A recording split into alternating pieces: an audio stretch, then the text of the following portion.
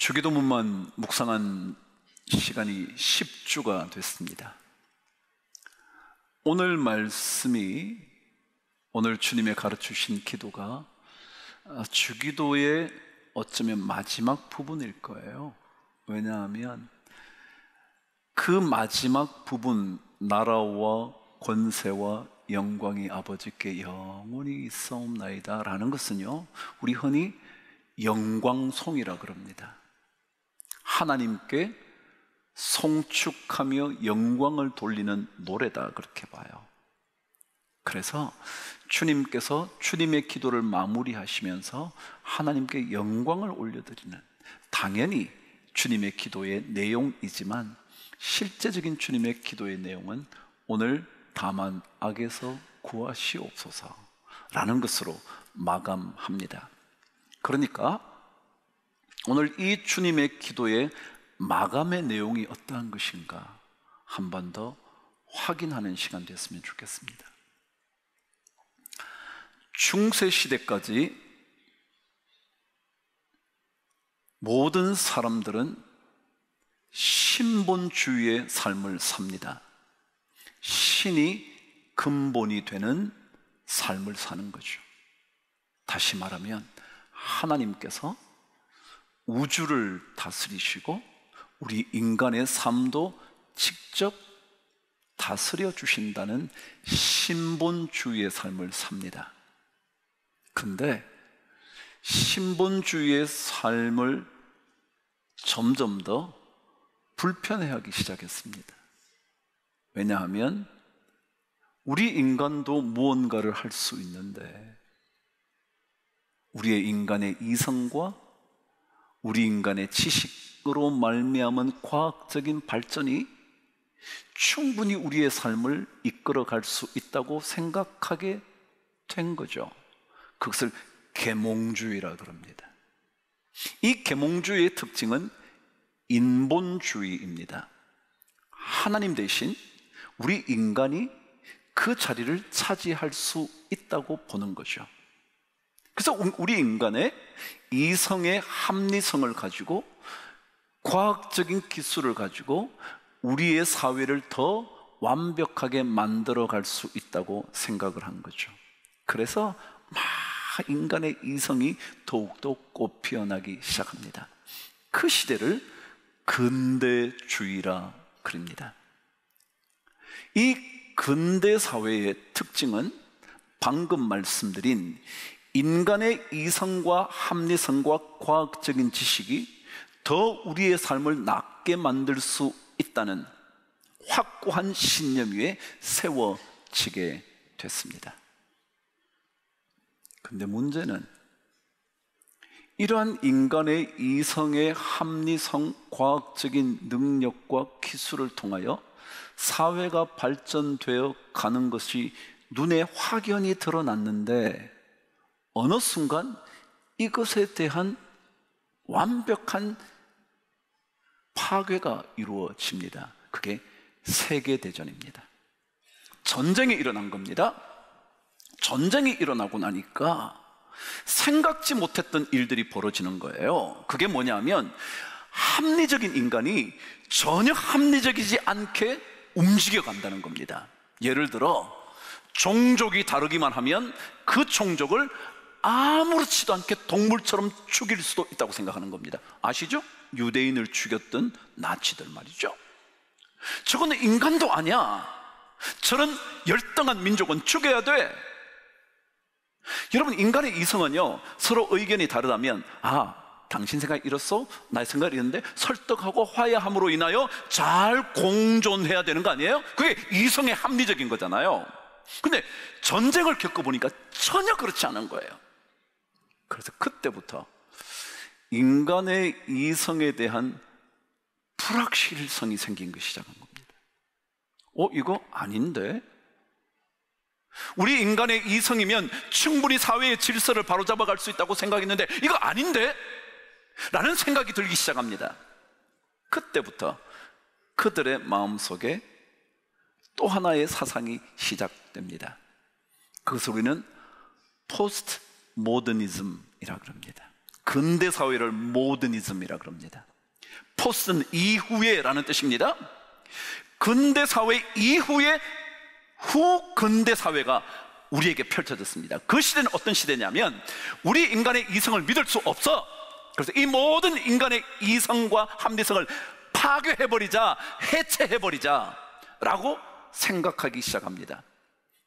거기에서 등장한 사상이 뭐냐면 다원주의입니다. 다원주의는 뭐냐 하면 마늘 다자의 근원 원자입니다. 말하자면 근원이 여러 개 있다는 겁니다. 옛날에는 진리가 하나였습니다. 그런데 포스트 모더니즘에 오면 근원이 여러 개라는 겁니다. 너도 맞고 나도 맞고 이것도 진리고 저것도 진리고. 그래서 다원, 여러 근원, 근본, 기준, 원칙, 이게 많다는 겁니다. 그러다 보니 장점은 이런 겁니다. 다양성을 갖게 됐습니다. 포용성이 넓어졌습니다. 그래, 당신이 그럴 수도 있겠네? 그럴 수 있겠네? 좋은 겁니다. 근데 문제는 그것으로 인하여 또 다르게 생겨난 한 상태가 뭐냐면 상대주의입니다. 절대적인 진리가 사라졌으니 상대적인 진리가 당연히 너도 옳지 나도 옳지. 그게 또 다른 문제는 뭐냐면요, 그러다 보니까 죄와 불의에 대하여 경계가 모호해진 겁니다. 왜요? 너도 맞고 나도 맞으니까 어느 게 진짜냐는 거예요. 다양성을 인정하고 나니까 그것도 맞고 저것도 맞고 그렇게 된 겁니다. 그래서 사람들이 점점 더 죄에 대하여 죄라고 말하지 않아도 되는 시대가 된 겁니다. 왜요? 너 말도 맞고 나 말도 맞고 당신 생각도 맞고 네 말도 맞고 당신 의견도 틀리지 않고, 그러다 보니까 죄를 죄라고 말해야 되는데 야, 무슨 소리 하는 거야? 그건 죄 아니야. 왜요? 다 아시잖아요. 권력의 지형이 바뀌면 죄가 죄 아닌 것이 되는 거 보셨나요? 여러분 안 보셨나요? 이게 상대주의입니다. 포괄적 차별금지법. 뭐예요? 포괄적으로 다 포괄하자는 거예요. 그래서 차별하지 말자는 겁니다. 좋잖아요. 근데 이게 약점이 뭐냐면요, 죄에 대해서도 죄라고 말하면 안 되는 겁니다. 그래서 이 포스트 모더니즘의 가장 큰 약점은 죄에 대한 경계선이 사라집니다. 전부 다 이렇게 생각하는 겁니다. 너 감정에 충실하면 돼. 감정에 내키는 대로 하면 되는 거야. 그게 문제될 게 없어. 왜요? 우린 다양한 사회를 살고 있으니까, 다양한 생각을 할 수 있으니까. 그래서 죄를 죄라고 말하면 당신 잘못하는 거야. 이거는 내 감정에 나는 충실하게 살았어. 그래서 문제되는 게 아니야. 실제로 방금 얘기한 대로 이쪽 갔더니 옳은 거예요. 저쪽 갔더니 안 옳은 거예요. 그래서 이 안 옳은 것이 이쪽으로 왔더니 옳은 거예요. 그래서 이렇게 불명확한 죄에 대한 개념이 포스트 모더니즘에 자꾸 퍼져가기 시작합니다. 이 시대를 사는 그리스도인들의 삶이 어려운 이유는요, 아무도 절대적인 진리를 인정하지 않는다는 겁니다. 니네들이 말하는 거, 그리스도인들이 말하는 거, 야, 그거 말도 안 돼. 어디 길이 거기밖에 없어? 다른 길 많지. 그래, 종교다원주의입니다. 우리는 성경이 말합니다. 나로 말미암지 않고는 아버지께로 올 자가 없대요. 그런데 다른 종교는 야, 그런 소리지 마. 산의 정상에 올라가는 길이 그 길밖에 없냐? 다 그렇게 말하는 겁니다. 우리는 절대적인 진리 위에 세워져 있는 종교입니다. 종교라고 말하기도 어렵지만 우리 신앙이 그렇습니다. 우리는 절대적인 하나님의 가치관에 따라 삽니다. 그래서 이것이 아니면 아니라고 말하는 겁니다. 아님에도 불구하고 이 포스트 모더니즘에 산다고 해서 그건 뭐 괜찮지 뭐 라고 말할 수 없습니다. 이 시대의 유혹이 강력한 이유는요, 유혹이라 말하지 않거든요. 유혹이라 말할 수 없거든요. 그게 뭔 유혹이야? 그냥 그런 거지. 아무도 유혹이라 말할 수 없기 때문에 거기에 대하여 우리는 아무런 관심을 가지 않습니다. 그래서 죄책감도 없어졌고요, 죄에 대한 깨달음도 사라지기 시작했습니다. 죄일 수 없는 거니까 말이죠. 다양한 의견 중에 하나야 라고 생각하거든요. 근데 성경은 하나의 진리를 말합니다. 그 진리가 가르쳐 주는 것에 따라 죄인지 아닌지를 우리는 판단합니다. 우리가 세상을 그렇게 판단해야 되지 않겠냐? 사도 바울의 얘기입니다. 오늘 성경은 우리에게 시험에 들지 않는 기도를 요청하신 주님의 이야기는 바로 이런 배경이 깔려있지 않았을까 싶더라고요.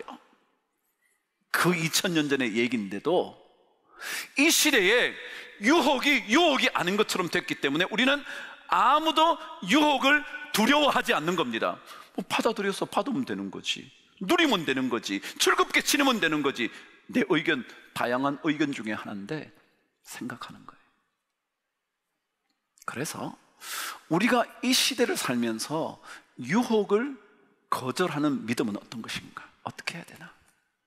혹은 유혹에서 자신을 지키는 믿음은 어떤 믿음이어야 하는가? 제가 성경을 통해서 몇 가지 나누려고 합니다.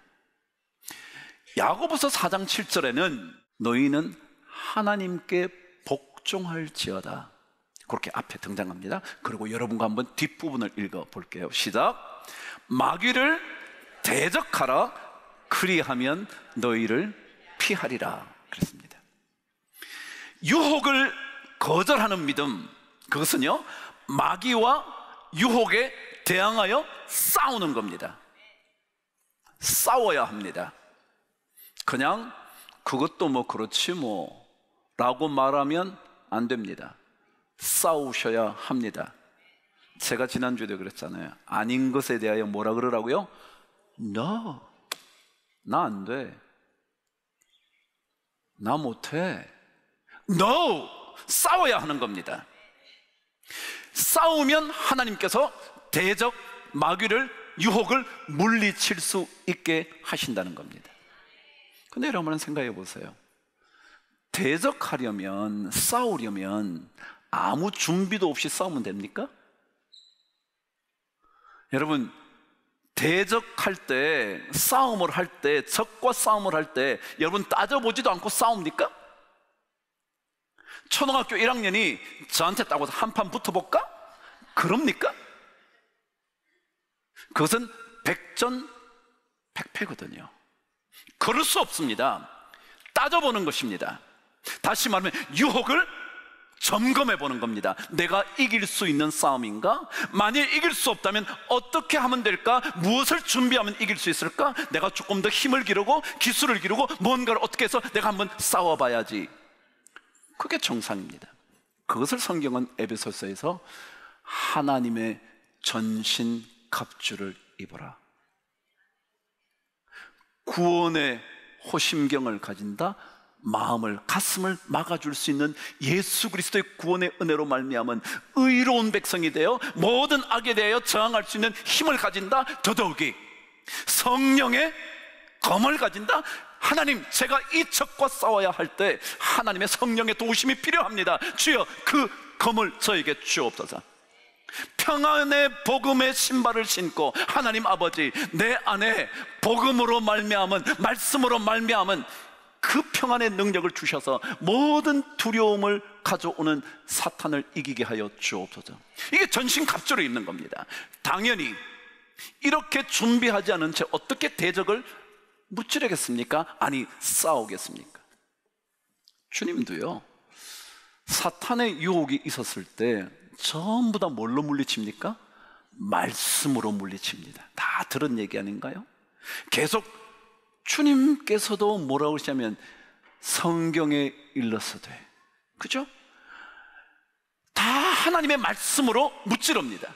그래서 우리 교회가, 제가 꼭 하루의 은혜 얘기하는 것은 아니지만, 여러분, 우리가 말씀을 계속 보는 이유는요, 그렇게 보지 않으면 우리는 순식간에 그것이 죄인지 아닌지에 대하여 생각조차 하지 않습니다. 그냥 그런 것이 뭐. 그래서 날마다 하나님의 말씀을 듣고 말씀을 묵상하고 기도하고 그 말씀 붙들고 살아보려고 몸부림치는 영적 무장이 없이는 사탄과 유혹과 대적할 수 없습니다. 그래서 그 준비를 해야 되는 겁니다. 근데 여러분, 사탄과 대적하는 일은 결코 만만치 않거든요. 왜요? 이 세상 전체 흐름이 그런데요. 뭐 나 혼자 좀 잘해보려고 그래도 잘 안 되는 거예요. 모두가 그렇게 하면서 야, 너 해도 괜찮아 라고 말하는 세상이거든요. 그래서 만일 여러분 혹시 이 전투를 이길 수 없다고 생각되면 다른 방법이 있어요. 성경은 그것을 피하는 방법이라 그래요. 요셉 얘기 아시잖아요. 보디발의 아내가 유혹을 해요. 그 유혹을 요셉은 이길 수 없다 생각한 것 같습니다. 여러분 어떠실 것 같아요? 이길 수 있을 것 같으세요? 그러면 싸우시면 됩니다. 그렇지 않다면 피하셔야 합니다. 요셉은 보디발의 아내의 유혹에 대하여 피합니다. 성경은 도망하였더라 그랬습니다. 도망하는 겁니다. 여러분, 문제 속에 들어가 놓고 문제가 없기를 바라면 안 됩니다. 유혹 속에 들어가 있으면서 유혹을 이길 거라고 생각하시면 착각입니다. 성경은요, 요셉의 이야기에 이렇게 말하지 않습니다. 요셉이 보디발의 아내를 앉혀놓고 아, 당신 그러지냐? 정말 내가 마음에 드냐? 근데 이러면 안 되지 않겠냐? 우리 이러지 말자. 다음날 또 얘기합니다. 앉아서 아이, 그러지 말자니까. 손을 내밀면 안 됩니다. 요셉은 겉옷을 빼앗기는 한이 있어도 뭐요? 도망치는 겁니다. 피하는 것도 전략입니다. 우리 예수 믿는 사람이 이길 힘이 없는데도 에이 뭐 아직은 내가 한번 해보지, 아닙니다. 세상은 그렇게, 사탄은 그렇게, 유혹은 그렇게 만만하지 않습니다. 교묘합니다. 집요합니다. 그리고 강력합니다. 이게 사탄입니다. 근데 이 요셉이 도망치기 전에 해준 말이 하나 있었습니다. 그게 뭐냐면, 나는 하나님께 이런 큰 죄악을 범할 수 없습니다. 하나님의 사람이 유혹을 이기는 것은요, 하나님을 내 앞에 두어야 합니다. 하나님이 내 앞에 계신다고 봐야 합니다. 아무도 보지 않습니다. 보디발의 아내는 그런 환경을 다 만들어 놨습니다. 전부 다 나가게 만들고 둘만 있게 만드는 겁니다. 아무도 볼 수 없습니다. 그런데 요셉은 아무도 못 보지만 누가 보고 계셔요? 하나님이 보시기 때문에 나는 이 하나님께 큰 죄악을 범할 수 없습니다. No, 나옵니다. 성경을 여러분 자세히 읽어보시면요, 요셉은 그때부터 아예 그곳에 근처 가지도 않습니다. 어쩌면 보디발의 아내가 이것 좀 가져와 해도 안 가져갔을 가능성이 많습니다. 다른 사람에게 너 이거 좀 갖다 줘, 근처에 가지 않았다고 성경은 기록합니다. 그래서 신앙은요, 유혹을 피하는 길은요, 피하는 게 굉장히 도움이 됩니다. 손자병법에도 마지막 병법이 뭐래요? 36개는 뭔지 아세요? 도망치는 것입니다. 싸우지 않는 것입니다. 괜히 내가 한번 붙어보지. TV 틀어놓고 밤늦은 시간에 자정을 넘겨서 TV 틀어놓고 그렇지 않기를 바라시면 안 됩니다. 여러분이 어린아이처럼 청소년이 보는 시간만 보셔야 합니다. 진짜입니다, 여러분. 그렇지 않으면 나도 모르게 뭐 좀 본다고 뭐 어때, 다 보이는 게 그런 거지. 이 세상이 그런 거. 여러분, 그게 포스트 모더니즘의 전략입니다. 야, 괜찮아, 감정 따라 사는 것 하나도 문제되지 않아, 감정에 솔직해, 이게 이 시대 말입니다. 근데 우리는 그럴 수 없습니다. 하나님, 그분이 우리의 삶 앞에 계시는 겁니다. 그래야 우리는 유혹을 이깁니다. 다윗은 원수를 갚는 일조차 하나님께 맡길 수 있는 믿음이 있었습니다. 그러나 그렇다 해서 밧세바를 범하는 일조차 아닌 사람이지 않았습니다. 왜냐하면 모든 것에 그가 강력한 믿음을 가지지 못한 겁니다. 그게 우리 인간입니다. 그래서 어떻게 해서든지 이길 수 있다면, 사울 죽이지 않을 수 있다면 안 죽이면 됩니다. 그 대적하는 겁니다. 근데 밧세바에 대해서는 뭐요? 연약하면 요셉처럼 노하셔야 됩니다. 안 보셔야 합니다. 부르지 말아야 합니다. 자기의 권력을 함부로 남용하면 안 되었습니다. 그렇지 않고는 이런 유혹을 못 이기거든요. 만일 우리가 그래서 그 유혹에 발을 디디기 시작했다면, 여러분, 오늘 성경의 기도, 주님의 기도, 다만 악에서 구하여 주옵소서, 기도하셔야 됩니다. 하나님, 빨리 날 건져주세요. 하나님, 빨리 건져주세요. 이거 아니고는 우리 모두는요, 가만히 내버려두면 전부 다 유혹으로 자기 스스로 걸어 들어갑니다. 그게 이 시대라, 시대의 특징인 겁니다. 그냥 내버려두면 그냥 자꾸 걸어 들어갑니다. 뭐 어때, 이 정도야. 그게 사탄의 전략입니다. 그래서 사탄은 이 시대의 문화를 점령하는 겁니다. 문화를 점령해서 계속 포스트 모더니즘의 사상을 계속 펼칩니다. 포괄적 차별 금지, 차별하면 안 되지, 맞아요. 그런데 죄에 대해서도 차별하면 안 돼, 그러는 겁니다. 그러니까 어쩔 수 없이 노라고 말을 못하는 겁니다.